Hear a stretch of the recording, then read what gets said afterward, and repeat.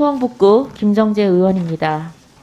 오늘은 작년 12월 크리스마스 때 우리 중기부에서 한 같이 삽시다 크리스마켓 사업에 대해서 질의를 드리겠습니다. 이 사업은 총 사업비가 23억 8천만 원입니다. 근데 보시다시피 12월 21일에서 29일까지 신촌 연세로에서 갑작스럽게 진행된 행사입니다. 온라인 플랫폼도 출범시켰고요. 그 다음 유튜브 채널도 만들었습니다. 그런데 소상공인들 또 1,300 업체도 참여를 했고요.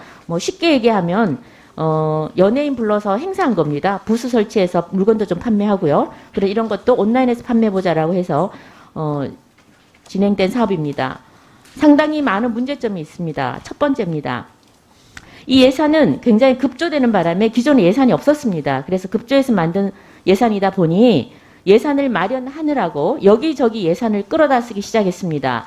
어떻게 끌어다 썼느냐? PPT에서 보시는 바와 같이 소상공인 온라인 판로 지원 예산이라고 해서 기존에 있었던 사업 중에 기존 예산 1억 5천 뿐이었는데 이거 다른 사업들을 전용을 하기 시작합니다. 소상공인들 경영 교육시킬 것, 또 협업 활성화시킬 것들을 끌어왔습니다. 그리고 사업 연계해서 다른 사업에 있었던 시장 경영 혁신 지원, 중소기업 해외 시장 진출, 창업 저변 확대 사업들도 마구잡이로 끌어왔습니다. 그래서 23억 8천만 원을 갑작스럽게 모았습니다. 그 과정도 문제가 많습니다. 졸속 그 자체입니다. 12월 5일 날 갑작스럽게 중기부가 이 사업을 행사를 기획합니다. 그리고 소상공인 시장진흥공단 소진공이죠. 이쪽으로 통보를 합니다. 빨리 하라고. 그래서 소진공은 시일이 너무 촉박해서 그 당일날 12월 6일날 바로 이 사업을 하나는 중소기업 유통센터, 하나는 소상공인 방송지원과 진흥원과 바로 업무 협약을 체결합니다. 그래서 전자는 행사 준비를 하고요. 15억을 씁니다. 후자는 콘텐츠 준비를 합니다. 8억 5천입니다. 이게 단 하루 만에 이루어졌습니다. 왜 이렇게 빨리 했느냐 했더니 중기부가 공문을 내려보냈습니다. 공문에는 촉박한 행사 일정상 12월 13일까지 회신을 요청한다고 했습니다. 촉박한 행사 일정이라고 스스로 고백을 했습니다. 자, 그래서 이 행사는 급격하게 16일 만에 준비가 됩니다. 한마디로 중기부의 갑질이죠. 이렇게 하부 기관에 이렇게 하루 만에 이 모든 것을 일사천리를 하는 거, 이게 바로 갑질입니다. 그 다음에 예산을 끌어다가 23억을 행사 하느라고 이렇게 마구 써댑니다. 다음에 문제입니다.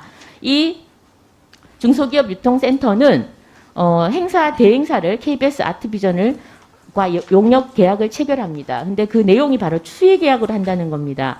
다 아시겠지만 국가를 상대로 하는 계약은 기본적으로 통상 일반 경쟁을 하게 되어 있습니다. 바로 공정한 참여 때문이죠.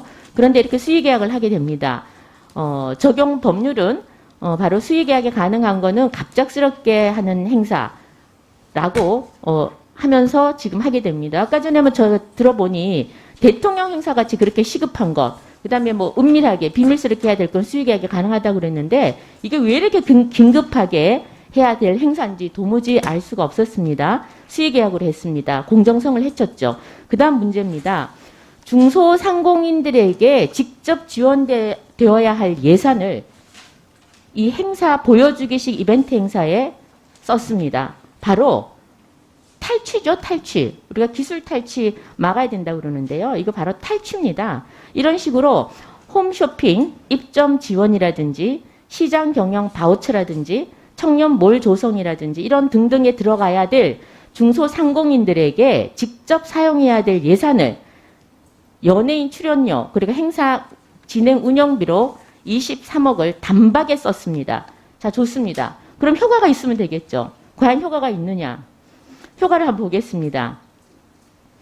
자, 효과는 중기부에서는 이렇게 얘기를 합니다. 우리 매출 실적 54억이나 올렸다. 한번 구체적으로 내용을 봤습니다. 그랬더니 그 매출액 54억의 72%를 차지하는 위메프와 G마켓 옥션, 여기서 39억, 약 40억의 매출을 냅니다. 그럼 여기는 투입된 예산은 얼마냐? 5,700만 원입니다.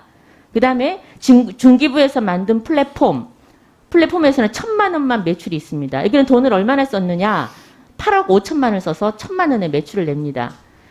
다음으로 현장 판매입니다. 이것도 현장 판매도 투입된 예산이 6억 8천, 약 7억을 쓰고 판매량은 4억 6천입니다. 이 실적표를 보시면 결론은 뭐냐면 중기부가 관여해서 플랫폼 만들고 행사하지 말고 그냥 민간 온라인 유통사에 예산을 줘서 소상공인 기획전을 하라라는 답이 나옵니다. 답이 나오는 것입니다. 그럼에도 불구하고 이 사업은 올해도 하겠다고 아까 인사말에도 말씀을 하시던데요. 도저히 이해가 안 되죠. 왜냐하면 제가 이게 벌써 기사가 나갔습니다. 그러면 적어도 예의 있는 중기부 장관이라면 오늘 인사말에서는 뺐어야 합니다. 자, 그래서 확인을 해봤습니다. 과연 올해는 어떻게 할 건가? 올해도 하겠답니다. 아까 저 인사말에도 나왔었죠. 313억 예산 편성했고요. 그중에 온라인 판로 지원 사업은 166억이 편성돼 있습니다. 구체적 계획은 없고요. 어떻게 할지도 모르겠다는 겁니다. 국회 예정처에서는 이런 관련 기본 계획이 없으면 문제의 소지가 다분하기 때문에 올바르지 않다라고 합니다. 자, 결론을 내겠습니다. 장관님, 이제 이런 행사 좀 그만하셨으면 좋겠습니다. 자, 사진 한번 볼까요? 작년 행사에 자 오신 분들입니다. 우리 김정숙 여사 등장하셨습니다. 그리고 김상조 정책실장, 노영민 비서실장, 청와대 총 출동했습니다. 이 박영선표 행사 아닙니까? 정말로 코로나 시대에 지금 그 겨울에 힘들어하는 소상공인들을 위해서 직접 지원하십시오. 이런 행사 그만하십시오. 그리고 박영선표 광고 좀 그만하십시오. 그래서 올겨울에는 적어도 이런 중소상공인들 앞에서 이런 한바구음 짓는 모습은 보여주지 않기를 진정으로 바랍니다. 네, 수고하셨습니다. 네, 제가 답변을 네. 간략하게 드리도록 하겠습니다. 이 크리스마스 행사는 급박하게 만들어진 건 맞습니다. 왜냐하면 소상공인들이 원했기 때문에 한 행사고요. 소상공인 연합회, 또 상가회, 전통시장 상인회에서 한 해 연말을 보내면서 이런 판촉을 할 수 있는 장을 좀 만들어 달라라는 요청이 매우 강하게 있었습니다. 그래서 저희가 그 요청을 받아들여서 한 행사고, 이 행사는 반응이 굉장히 좋았기 때문에 올해도 이것을 해달라는 요청이 있었고, 또 지방에서도 우리도 이것을 좀 같이 하고 싶다라고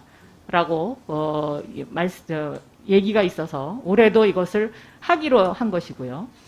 그다음에 또 하나는 이것은 단순한 행사가 아니고 소상공인의 디지털화라는 그런 어떤 정책 목표를 가지고 이것을 국민들에게 국민들이 즐거움을 느끼고 그다음에 소상공인들이 물건을 판매할 수 있으면서 온라인 판매라든가 또 최근에 새로 등장하는 라이브 커머스라든가 이러한 것들을 보여주면서 소상공인들이 이런 어떤 디지털화에 친숙해질 수 있도록 하는 정책적 성격을 띤 행사입니다. 그렇기 때문에 물론 그 의원님께서 이런 식으로 비판하실 수는 있지만 또 정부의 입장에서는 이런 어떤 대전환의 시대에 기술 발달에 따른 그 판매 형태의 변화 이런 것들을 어떻게 효율적으로 보여주고 또 이것을 어떻게 정책적으로 펴나가느냐 이것이 더 중요한 방점이 찍혀져 있는 부분도 있다 이렇게 설명드릴 수 있겠습니다.